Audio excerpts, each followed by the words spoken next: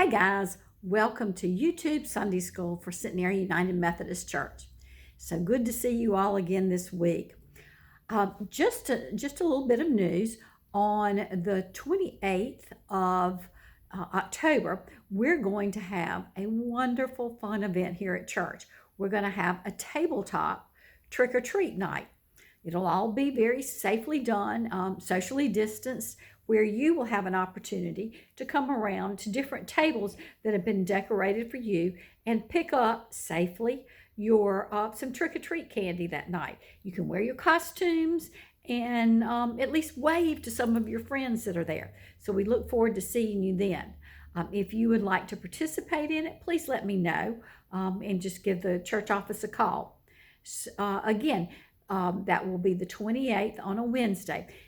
We can't do our fall festival this year, which I'm so sad about, but this is something that we'll try and do in its place. And hopefully we'll do a spring festival this year when the weather gets pretty again, and hopefully everybody is feeling better and we can give it a try then.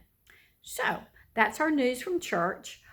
Right now, we are going to see a Bible story, and our Bible story today talks about Abraham.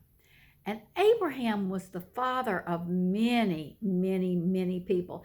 If you'll notice in the story, God makes a promise to Abraham, and in this promise, he tells him that his descendants will be as many as the stars in the sky, or even better, the grains of sand on the beach. And I don't know if you've ever picked up all that sand on the beach and making a sand castle, but you see how many millions and millions and millions of grains of sand there are.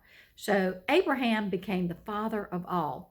And we're going to see our story today. And the story, it shows his faith in God, how he trusted and believed in God, and how God kept his promise. So let's watch right now our story about Abraham.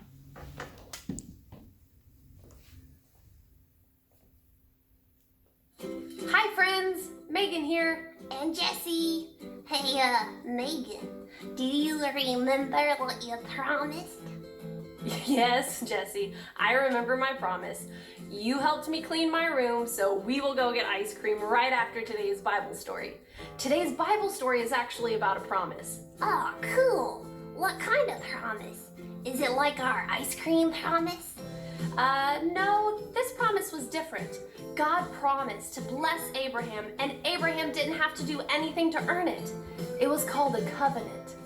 We should have an ice cream covenant where I don't have to help clean your room, but I still get ice cream. Score! Nice try.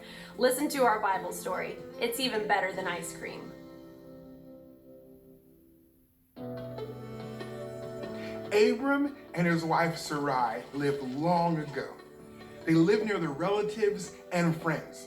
One day, something very unusual happened to Abram. God spoke to him. God chose Abram out of all the people in the world and made a covenant, a very special promise with him. God told Abram to move to a place he had never been. God said Abram would have many descendants. That meant Abram would have many children and grandchildren and great-grandchildren. So many people would be born into Abram's family that they would become a whole nation of people. They would have land to live on, and everyone would know who Abram was. Abram obeyed God. He did not know how God was going to give him a big family, but Abram trusted God to keep his promise. Another time, God spoke to Abram again. God promised to give Abram a great reward. Abram asked God, "Who will get that reward when I die? I have no children. Whatever I have will belong to one of my servants." God took Abram outside. "Look at the sky and count the stars if you can," said God. "That is how many descendants you will have someday." Abram was getting to be an old man. His wife was getting old too. How could she have a baby? But Abram believed it would happen because God said it would. God promised to give Abram the land too. God made a special ceremony to show Abram that he would keep his covenant. First, God told Abram to bring some animals, a cow, a goat, a ram, a turtle dove, and a pigeon. Abram followed God's instructions. When the sun had set and it was dark, a smoking firepot and a flaming torch appeared and passed between the animals. God showed that keeping the covenant was his job, not Abram's job. When Abram was 99 years old, God talked to him again. I am changing your name to Abraham. You will be the father of many children, grandchildren, and great-grandchildren, God said. They will become many nations, and some of them will be kings. I will give them the land where you are living, and I will be their God. My promises will last forever.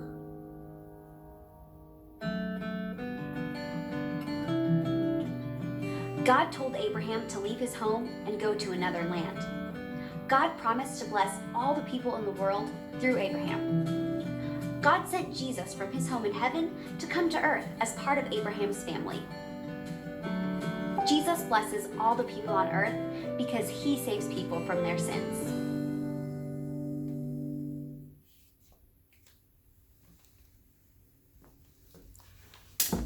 So, what a great story.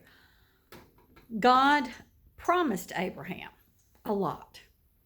He promised him land, he promised him family. And this story stopped, but before we could actually see what was going to happen. But Abraham ended up with a son, and his son's name was Isaac. And God tested Abraham one day. He wanted to make sure that Abraham really, really, really trusted him and really had faith in him. So he asked him to take his son, his only son Isaac, that he waited until he was very old to have, and to take that son and to take him to the top of a mountain and to sacrifice him. And right before Abraham was getting ready to sacrifice his son, God said, "No, stop. You have proven that you love me more." And so he provided a ram in the thicket, in the thorns, to help Abraham have a sacrifice there rather than his son Isaac. And Isaac went on and married and had many, many, many children. And it is a wonderful story of God's promises, because Abraham did become the father of a large, large, large nation. He did become the father of the Jewish religion. He became the father also of many other religions, Christianity too, through Jesus Christ. So Abraham is a very important man. But the thing that he's the most important from is that he had trust and faith in God. And God kept his word. He followed through with the promises that he made Abraham. So we need to remember that number one, we are to have faith in what God promises us. And we are to trust God in everything that we do. And we're also to know that God's promises, which are in the Bible, that's where they are, that they are true. And the ones that have not come true yet are still waiting to come true will be true. So remember that. Y'all have a great week. Hope to see you soon. Blessings to you all.